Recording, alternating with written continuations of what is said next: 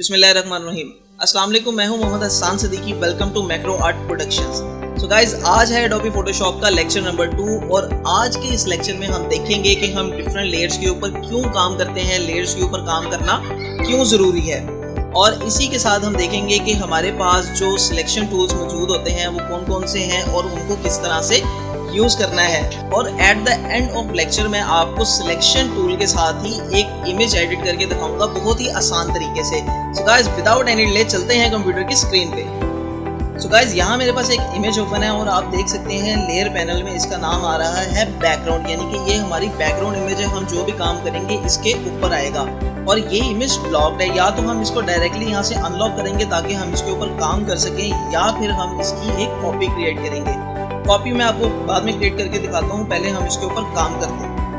Brush से लेते हैं और ब्रश से मेरे पास कलर कोई सा भी आप ले लें। यहाँ पे ऑलरेडी ब्लैक है, हम रेड चूज कर लेते हैं। यहाँ मैं कुछ कलर फिल कर देता हूँ, ठीक है। और यहाँ मैंने कर दिया, उसके बाद मैंने यहाँ कर दिया, फिर यहाँ कर दिया, यहाँ कर दिया, ये कर दिया। फॉर एग्जाम्पल ये मैंने किया तो बहुत बुरा सा लग रहा है, लेकिन आपको समझाने के लिए काफ़ी है, ठीक है। अब अगर मैं इस इमेज को यहाँ पे क्लोज कर देता हूँ, बंद कर देता हूँ, तो सेव करके बंद कर देता हूँ, तो मेरे पास ये इमेज ऐसे ही ओपन होगी और मैं इसके ऊपर कुछ भी एडिट नहीं कर सकूँगा। जो मेरी एक्चुअल बैकग्राउंड इमेज होगी वो ख़राब हो चुकी होगी और मैं कभी भी उसको रिकवर नहीं कर पाऊँगा। इसीलिए हम जो भी काम करते हैं लेयर्स के ऊपर काम करते हैं।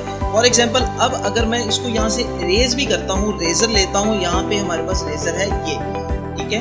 मैं इसको इरेज भी करना चाहूँगा तो ये इरेज हो जाएगी, लेकिन ये साथ हमारी इमेज को भी इरेज कर देगा, ठीक है। इसीलिए हम लेयर्स को यूज करते हैं। अगर यही काम हमने लेयर्स के साथ किया होता कि हम इसकी सबसे पहले एक कॉपी क्रिएट करेंगे। कॉपी हम किस तरह क्रिएट करेंगे, जस्ट इसको ड्रैग करेंगे न्यू लेयर के ऊपर, या फिर हम इसका शॉर्टकट यूज करेंगे Ctrl+J, ठीक है।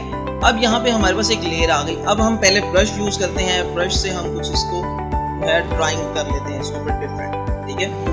अब जो मैंने ड्राइंग की है या जो भी मैंने ब्रश से काम किया है वो मैंने लेयर के ऊपर किया है, यानी कि जो हमारी बैकग्राउंड इमेज है वो हमारे पास सेव है। अब अगर मैं इस इमेज को इरेजर से डिलीट भी करता हूँ या रिमूव भी करता हूँ इसका कुछ डाटा, तो हमारे पास एक्चुअल इमेज सेव रहेगी। रेजर के लिए हम शॉर्टकट की यूज करते हैं ई। सिंपली हम ई प्रेस करेंगे या फिर यहाँ से आके रेजर को सिलेक्ट करेंगे, ठीक है। और ये हम जस्ट रेज करेंगे तो आप देखिए हमारे पास सिर्फ वही इमेज, और ये जिस तरह मैं इसको रेज कर रहा हूँ तो आप देखिए हमारे पास इमेज रेज हो रही है। हमारी जो ड्राइंग की थी वो रेज हो रही है, लेकिन हमारे पास एक्चुअल इमेज सेव है। अब एक्चुअल इमेज क्यों सेव हमारे पास किस तरह से आ रही है, ये देखें। अगर मैं बैकग्राउंड लेयर को ऑफ कर देता हूँ, हमारे पास जो हमने डाटा डिलीट किया था वो उस लेयर में से डिलीट है, लेकिन हमारे पास हमारी जो इमेज है एक्चुअल वो सेव है। अगर हम कोई ऐसा काम कर दिया हमें नहीं पसंद आ रहा, हम उसको लेयर को डिलीट करके हम उसकी दोबारा से कॉपी क्रिएट कर सकते हैं। सो गाइज, ये थी हमारी लेयर्स की इम्पोर्टेंस के हम लेयर्स के ऊपर काम करना क्यों ज़रूरी है। अब हम आते हैं अपनी सिलेक्शन टूल के ऊपर। और इससे पहले सबसे ज़रूरी बात कि अक्सर लोग कहते हैं कि जी हमारी पिक्चर जो है वो पिक्सेलेट हो रही है, हमारी पिक्चर के पिक्सल ठीक नहीं आ रहे, ठीक है। उसकी वजह क्या होती है, हम जब भी काम करते हैं हम उसको देखते हैं कि फिट टू स्क्रीन पर रख के।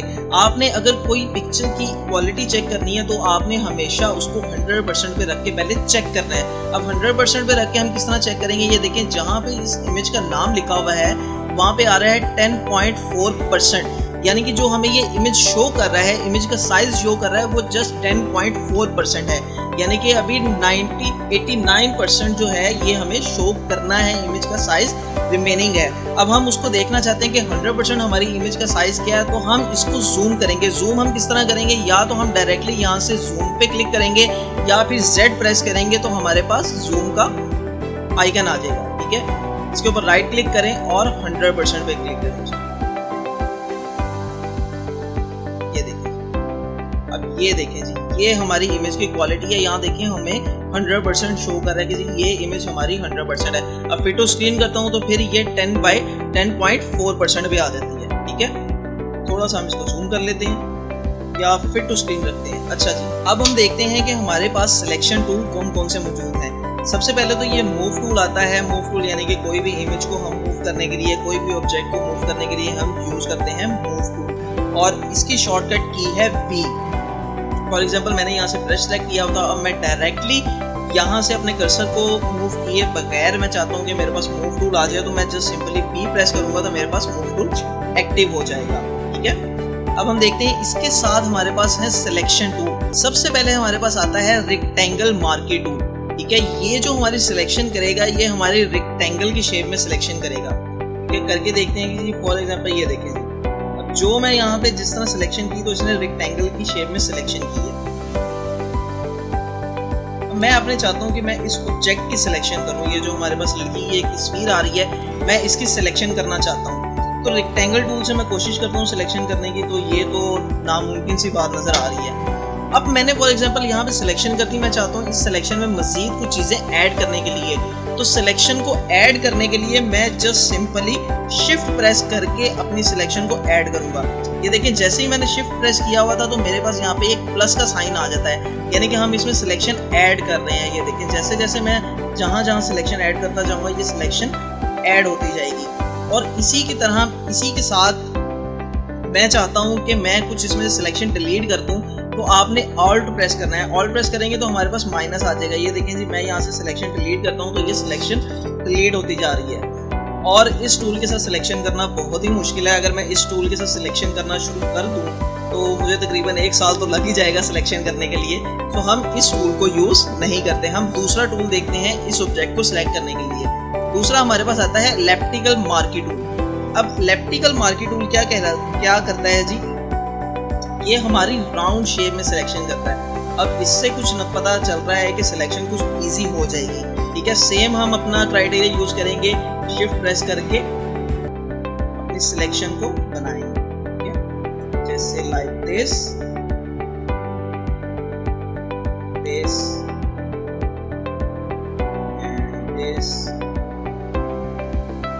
अच्छा, अगर मैं इससे भी सिलेक्शन करना चाहूँगा तो सिलेक्शन तो हो जाएगी, लेकिन इससे मुझे जहाँ रेक्टेंगल मार्की टूल से कोई साल लगना था वहाँ ये 6 महीने का प्रोसेस हो गया और सिलेक्शन भी कोई इतनी खास नहीं बनेगी। हम इसको भी छोड़ देते हैं। ठीक है, उसके बाद हमारे पास आता है single row marquee tool. Single row marquee tool क्या करते हैं, हमारी सिंगल रो को सिलेक्ट करते हैं ये। ठीक है, इसी के साथ हमारे पास जो लास्ट ऑप्शन आ रहा है वो सिंगल कॉलम आ रहा है। सिंगल कॉलम क्या करता है, हमारा कॉलम को सिलेक्ट करते हैं। ठीक है, कि हम एक सिंगल रो हमारी रो को सिलेक्ट करता है, उसके नाम से ही जाहिर हो रहा है कि रोज को सिलेक्ट करना है, और कॉलम हमारे कॉलम को सिलेक्ट करता है। हम ये भी नहीं यूज करते। अब हम आ जाते हैं नीचे जी, हमारे पास यहाँ पे आ रहा है लासो टूल। ठीक है, लासो टूल क्या करता है, लासो टूल हमारा काम करता है एक पेन या पेंसिल की तरह। हमने जस्ट यहाँ पे इसको क्लिक करके रखना है और जहाँ जहाँ हम उसको मूव करेंगे वहाँ से ये सिलेक्शन बना के हमें दे देगा। ठीक है, और इसके लिए आपकी ड्राइंग बहुत अच्छी होनी चाहिए, अदरवाइज आप सिलेक्शन करने में मार खा जाएंगे। ठीक है, ये देखिए, जैसे मैंने इसकी यहाँ पे सिलेक्शन ऑलमोस्ट कंप्लीट किया। अब जैसे ही मैंने इसको छोड़ा, इसने वहाँ से मुझे सिलेक्शन कंप्लीट करके दे दी। ठीक है, अब जो है इसकी सिलेक्शन भी कुछ इतनी खास नहीं हुई। ये देखें, यहाँ से हमारी सिलेक्शन ही बन सकी। अब दूसरा टूल जो हम यूज करेंगे वो हमारे पास है जनाब पॉलीगोनल लासो टूल। अब पॉलीगोनल लासो टूल क्या करता है, जैसे हमारा रेक्टेंगल टूल रेक्टेंगल्स में जो है वो उसको हमारा सिलेक्शन करता था, पॉलीगोनल लासो टूल क्या करता है, हम यहाँ क्लिक किया और ये हमें एक स्ट्रेट लाइन देता है कि दूसरी जगह जहाँ भी हम क्लिक करेंगे ये हमें स्ट्रेट लाइंस देगा। ये देखें, ये हमें स्ट्रेट लाइंस दे रहा है कि स्ट्रेट लाइंस में जो हमारी सिलेक्शन होगी वो हम पॉलीगोनल लासो टूल के जरिए करेंगे। ठीक है, अब अगर इसके जरिए हम सिलेक्शन करना चाहें तो वो भी थोड़ी मुश्किल है। ये हमारा काम आप कह लें कोई 1 महीने पे आ जाएगा और उस तरह से भी ठीक नहीं होगा। ठीक है, हम इसको भी यूज नहीं करते। उसके बाद हम देखते हैं हमारे पास यहाँ पे लास्ट पे आ रहा है मैग्नेटिक लासो टूल, और मैग्नेटिक लासो टूल बहुत मजे का टूल है यार। ये देखिए जी, अब मैंने यहाँ पे एक क्लिक किया, जस्ट 1 क्लिक किया, इसने यहाँ पे मुझे एक पॉइंट दे दिया।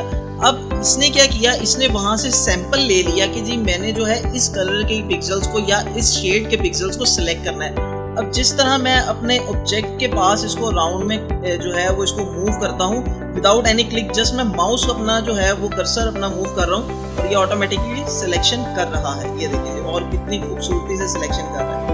ठीक है, ये देखिए, मैं यहाँ से फौरन से कर लेते हैं लाइक दिस। मैंने कुछ भी नहीं किया, जस्ट मैंने एक क्लिक करके इसको छोड़ दिया और मैं इसको मूव कर रहा हूँ अपने ऑब्जेक्ट के अराउंड।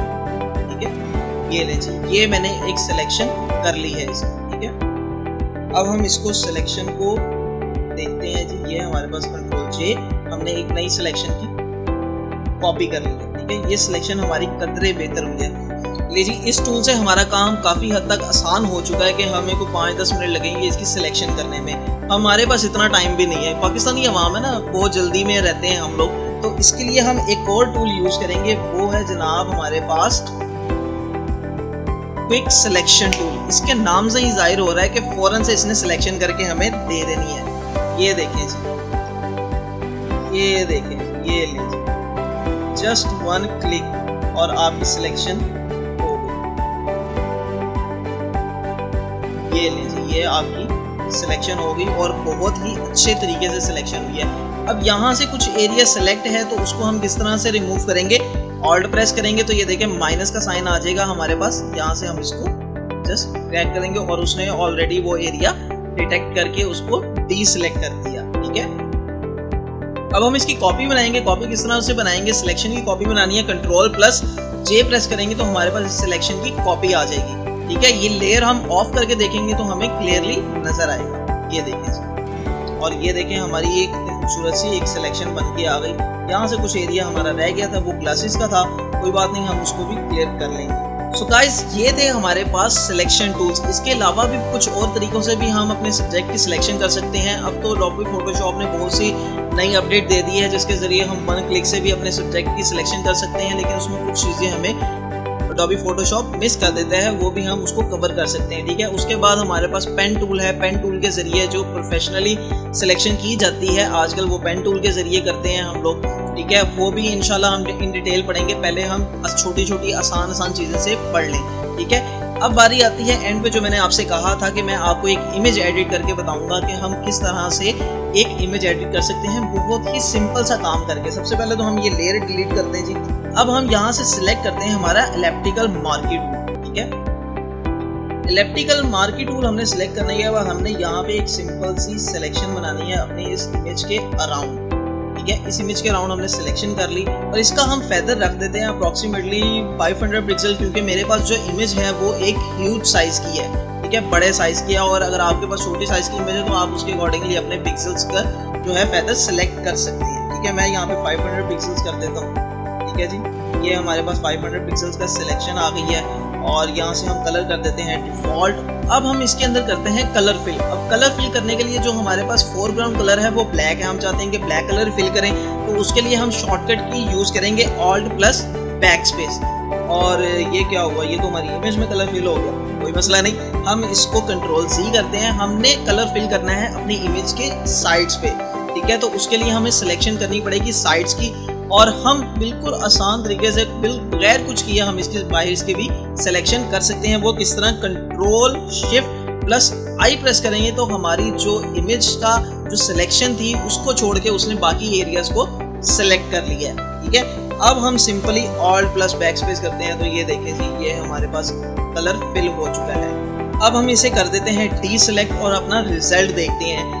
अब जो हमारे पास जो रिजल्ट आ रहा है वो आ रहा है कि जैसे एक फिल्टर लगा हुआ है कि जो साइड्स पे कलर थे वो कलर ज़्यादा थे और आहिस्ता आहिस्ता कलर लाइट होता गया और एक्चुअल इमेज हमें निकल कर नज़र आ रही है। ये एक फ़िल्टर का इफेक्ट आ रहा है और ये हम काफ़ी देखते हैं कि हमारे फ़ोन में भी इस तरह के फ़िल्टर आ रहे हैं और इस तरह की इमेज काफ़ी अट्रैक्ट करती हैं। सो गाइस, ये था हमारा अडोबी फोटोशॉप का लेक्चर नंबर 2। उम्मीद है आपको ये वीडियो पसंद आई होगी। लाइक शेयर एंड सब्सक्राइब करना मत भूलिएगा।